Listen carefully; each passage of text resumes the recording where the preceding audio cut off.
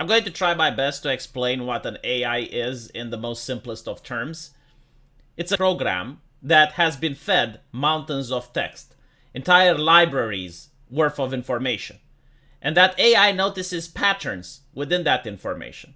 And then, when asked a question, provides an output based on the text that it has been fed.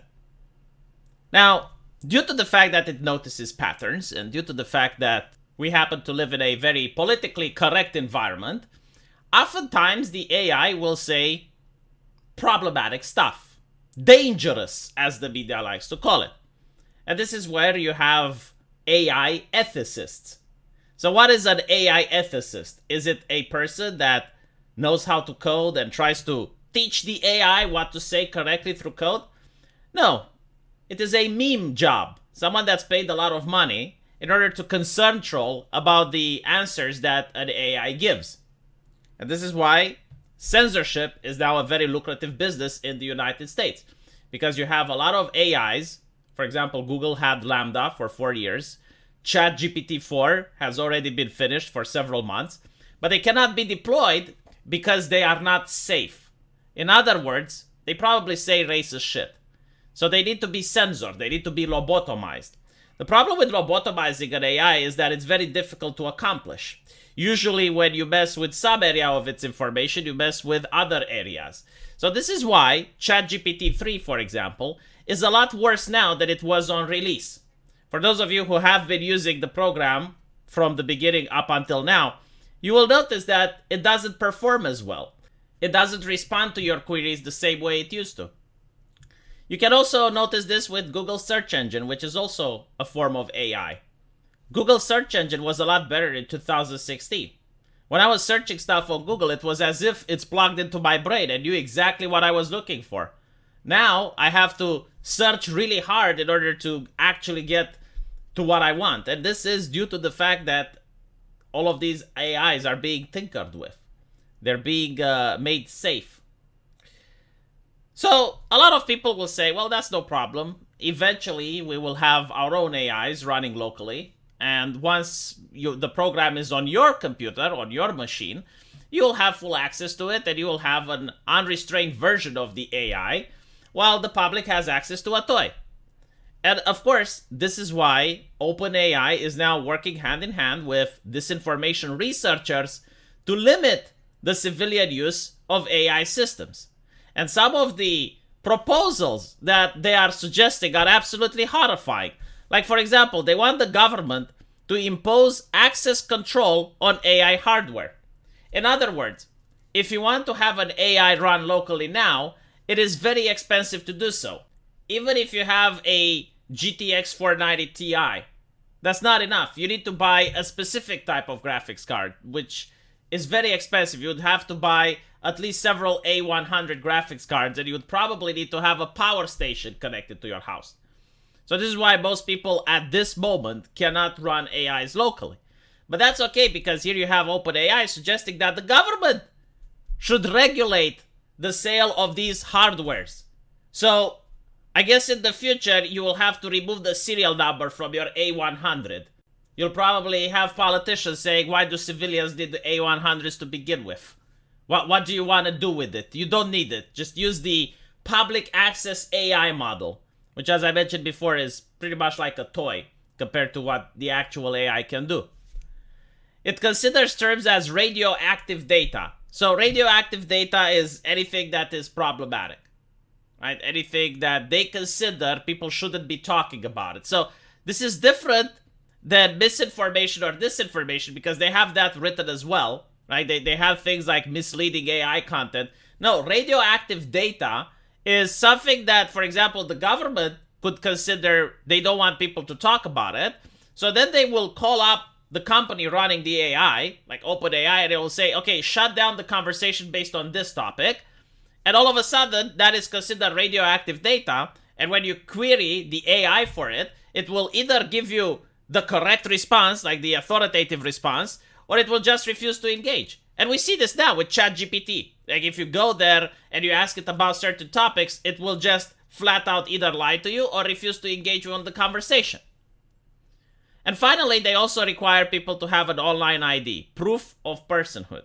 Okay, so to recap, you have this company, OpenAI, which Microsoft has invested billions in, working hand in hand with researchers on disinformation in order to convince the researchers that civilians shouldn't have access to hardware capable of building AIs, that every AI that's being built from this day forward should censor and should have the capability of censoring on the spot things that are considered radioactive data. And more importantly, the people who use AI should have proof of personhood. You would notice that if you try to use ChatGPT, it is probably the only one of the AIs that flat out asks you for a phone number. Like, you can use character AI, you can use novel AI, you can use all the AI that you want for drawing. You don't need to provide them with a phone number. But if you want to use ChatGPT, it requires your phone number because this is the company policy. So what OpenAI is trying to do is to create one of the most censored, authoritarian websites on the fucking internet, but it is aware that its competition is going to destroy them if they provide a model that's uncensored, free to use, and it doesn't spy on you.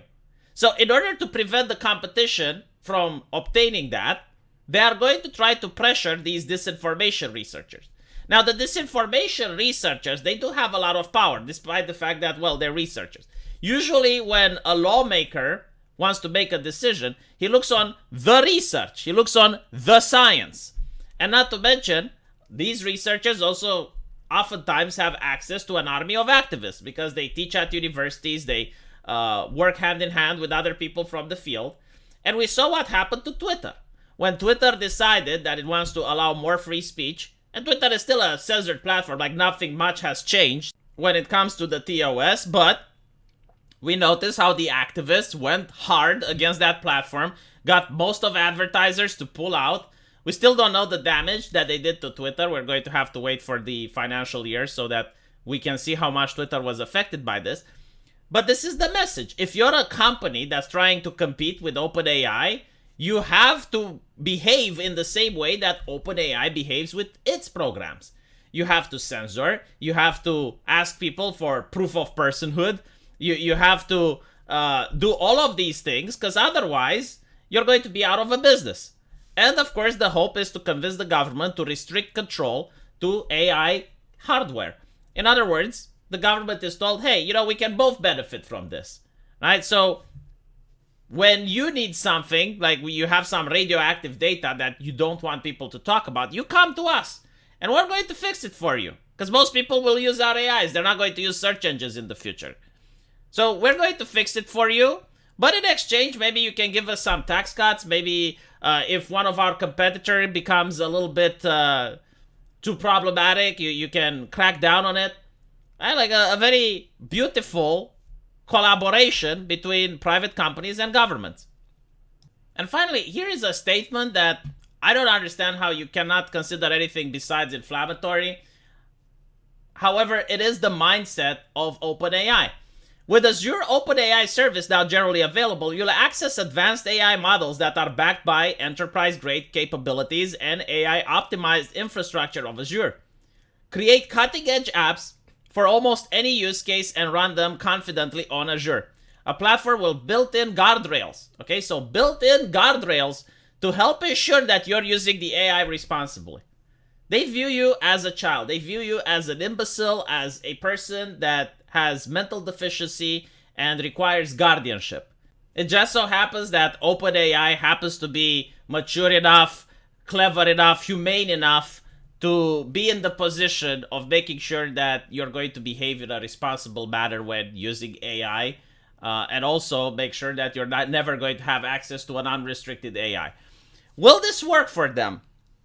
I don't know. They try. So there has been an attempt in the past, I believe it was in the 90s, to eliminate the possibility of citizens to use encryption. So there was a strong push. Some legislators even tried it. Some companies even got on board in order to try to prevent the public from having access to encryption technology on their devices.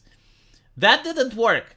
But at the time, most lawmakers didn't even know how to log on the internet. They thought that the internet is a toy. Nowadays, we have entire fields of research when it comes to censorship, when it comes to suppressing public information. And there is a huge interest, a big boner, as they would say, in order to keep people as uneducated as possible. And by uneducated, I don't mean someone that doesn't have a university degree. I mean someone who doesn't know how to think for themselves, how to filter in their own brain information that is good from information that is bad. And that is concerning. Will it work? No one knows, but they are pushing for it. And they are pushing for it openly, which means they have the confidence that there's not going to be much public outcry or backlash against them. Let me know what you think, and I will see you on my live stream as usual. There is a blue stuff that appears into the chat. If you click it, it will take you right to my live stream. Hopefully, I will see you guys there. Take care.